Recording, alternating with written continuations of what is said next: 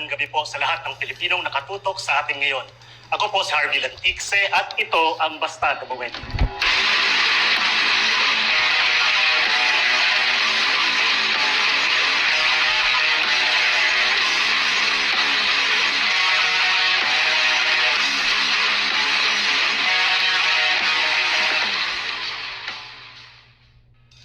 Pilipinas, maraming salamat pong muli sa pagsama sa amin dito sa ating episode ng Basta Dabawenyo.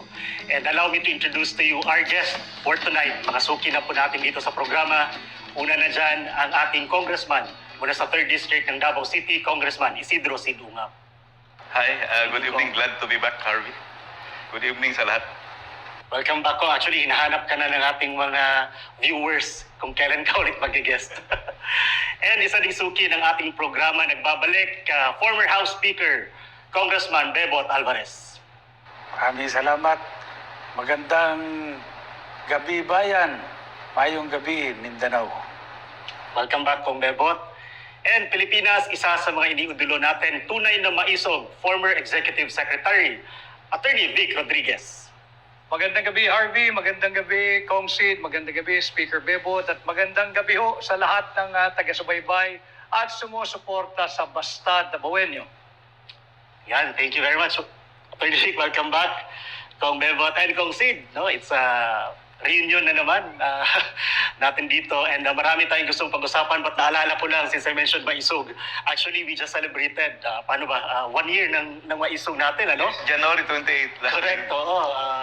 Nagsimula ang ating panawagan ng transparency and accountability. Isang taon na. And patuloy pa din na pinag-uusapan at patuloy pa din tayong nagsasalita hinggil sa mga issue sa ating bayan ngayon. At isa na nga dito, Attorney Vic and Kong, no?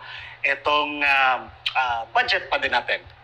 Pinapatuloy pa din na pinag-uusapan ng taong bayan, lalo na po nung last January 27, I think when you filed the petition doon sa Supreme Court, Congressman Sid and Attorney Vic, to questioning the validity of the national budget.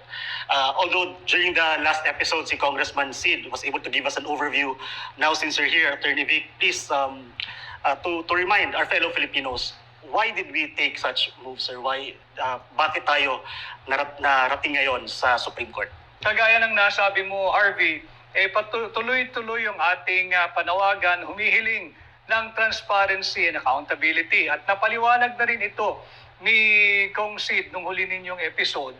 At hindi lamang yung mga blankong amount na consisting of 21 line items and 13 pages ang blanco na nagiging sentro ng ating petisyon. Nandun din, wag nating kakalimutan yung issue ng pagbibigay ng zero budget sa PhilHealth because that involves a question of constitutionality. As pointed out by Congressman Sid in your last episode, I believe, malinaw kasing paglabag yun sa ating saligang batas, Kong Sid, that all money collected on taxes levied for special purpose shall be treated as a special fund and shall be used only for that specific and special purpose. I think that's Article 6, Section 29 of the Constitution. So hindi mo pwedeng bigyang zero funding ang PhilHealth dahil merong nakalaang pondo dyan. At a simple reading of the Constitution will lead anyone who understands the working of proper government with transparency and accountability. That is a clear violation of the Constitution. That's number one. Second, nabalangkas na rin ni Kong Sid yung higit na malaking budget na ibinigay sa public works over the Department of Education. Malinaw din, another constitutional issue yan, Article 14, Section 5, na nagsasabi na priority pagdating sa budget allocation yung edukasyon. At as pointed out by Kong Sid doon sa inyong huling pagbalangkas, higit na malaki yung budget ng public works. That is another ground why we instituted this action questioning the constitutionality of the 2025 budget. And of course, yung deviation din sa NEP, hindi pwedeng hijackin ng Bicameral Conference Committee yung panukalang budget ng tanggapan ng Pangulo base sa NEP.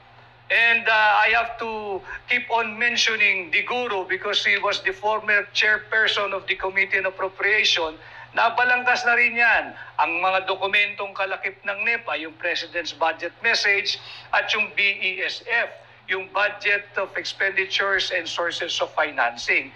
Totally ibang-iba yung naging forma, anyo at meaning nung naging final form ng budget. At yung pinakamalala, kaya nga ang tawag natin dito is the biggest money heist ever, 6.325 trillion pesos, blanco yung 28 line items consisting of 13 pages at mayroong nag-compute na ito'y aabot ng around 241 billion pesos. Si Speaker Bebot Alvarez ang nag-compute nun. So yan yung aming basihan why we have decided to bring the matter to the Supreme Court and to disabuse the mind of every Filipino because we respect the rule of law. Parte sa pinananawagan ng hakbang ng maisog is to uphold, defend, and respect the Constitution. Kaya kami tumakbo at dumulog sa Korte Suprema sa pagkinikilala namin yung supremacy of the Constitution. Thank you very much, Attorney Vic. I think, Gusto ko lang Councilor Mendoza. i-explain further yung dapat, yung allocation under the Constitution, it's mandated na pinakamataas ibigay sa education. No? Hinabol ng Public Works, particularly DPWH. When the executive submitted the National Expenditure Program doon sa lower house, may kalakip yun na President's Message at saka Budget of Expenditure and Sources of Financing, BESF. Yung sa President's Message, sinulat niya doon yung ranking ng mga allocation. Highest allocation is the education sector, which is 977 billion, followed by the DPWH, which is 900 billion pesos. Tapos, this is taken from the BESF, page 298 of the BESF, nakasulat doon yung education sector. Yung education sector, nakasulat doon, of course, kasama ang DepEd, kasama ang CHED, kasama yung mga agencies that are education-related matters. Total of 977 billion.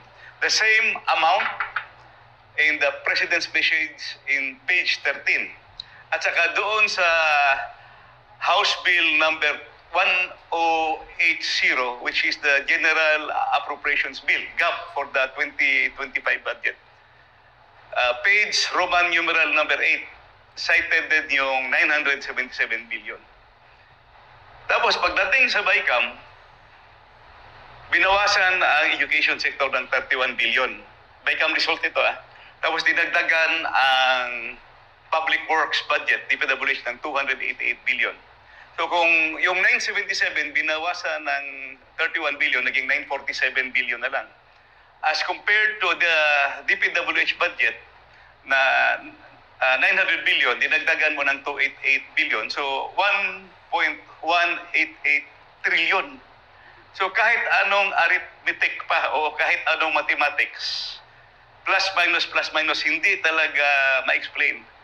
Yung mga dinagdag nila na additional items, klaro naman yun na dinoktor. Klaro naman na you're trying to justify, to skirt the constitutional provision para lumaki yung education sector. Don't do that because you already submitted the President's Message. You already submitted the BESF. You will be changing what you have already submitted to the public. So tingnan nyo sa DBM website. Nandyan yung President's Message, page 13. Tingnan nyo sa BESF, page 298. It's all there. Kaya kung pwede lang, huwag nyong baguhin kasi mabibisto kayo na dinudoktor nyo talaga para lumaki yung education sector. Thank you, Congressman Sid. I think Attorney Vic and Kong Sid and Kong Bebot, the questions, the points that you've raised, actually, it's really questioning the constitutionality of the budget. And Kong Bebot, you mentioned before that walang base sa batas. Kasi ngayon ang question na gustong masagot, no, ng mga tao, and I think napaliwanag naman natin from the last episode, is ano ba ang mangyayari once lumusot yung ating petisyon? Masastop ba ang takbo ng gobyerno? And recently, in an interview, the President actually responded to that question. We shut down everything. I guess that's what they want. They want the government to cease working.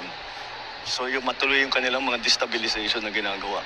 So, in that particular interview, the President said na pagka daw nag-grant yung inyong petition, they will shut down the government. And para nga, ito ginagawa to para matuloy yung mga destabilization daw na plano. You've explained this before, Attorney Congressman Bebot. Your comment on that? Alam mo, naawa rin ako kay Pangulo, nakikita ko, dahil apparently, talagang hindi niya alam kung ano nangyayari sa bansa.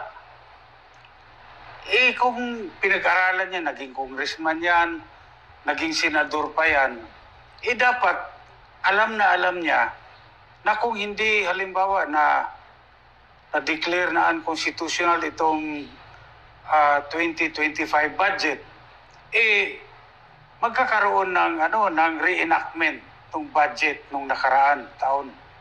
Yun ang mangyayari. Hindi ibig sabihin hinto yung gobyerno na mag-shutdown yung mga ahensya. Hindi ho ganun. Unless kung sasadyain nilang i-shutdown yung gobyerno. Kung gusto niya, siya mismo magsa-shutdown. Baka naman gusto niya mag-step down. Nagkamali lang siguro. Hindi shutdown, step down siguro. Yeah, idagdag ko lang na sinabi ni Speaker Bebot. Alam ho ninyo mga kababayan, yung sinasabing walang contingency plan, the framers of the 1987 Constitution already had this foresight na in case magkaroon ng impasse at magkaroon ng reenacted budget, hindi titigil ang gobyerno sa papamalakad sa ating mga Pilipino. Nakita na yan, and the solution can be found in our Constitution. Yung sinasabi ni Kong Bebot, nandiyan yan automatic reenactment of the budget.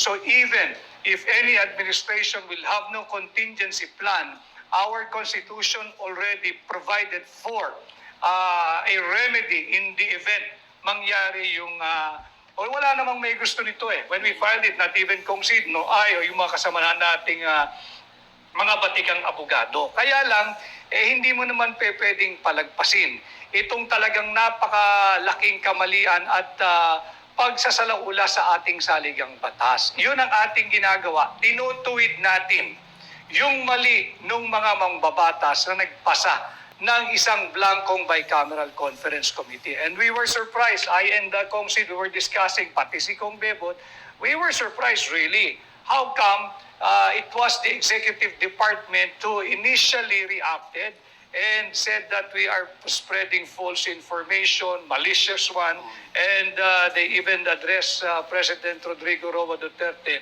as lying because wala raw blanco sa GAA. Hindi naman GAA ang sinasabi nating may blanco, kundi yung bicameral conference committee report, and that is still within the province of both houses, Senate at yung mababang kapulungan. Sila dapat ang sumagot.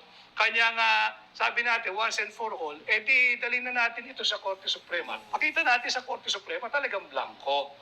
Correct, Attorney Vic. Although, a few days, tama ka, Attorney Vic, it was the executive department who immediately released a statement regarding the expose, But eventually, sumagot din yung members of the Senate and Congress.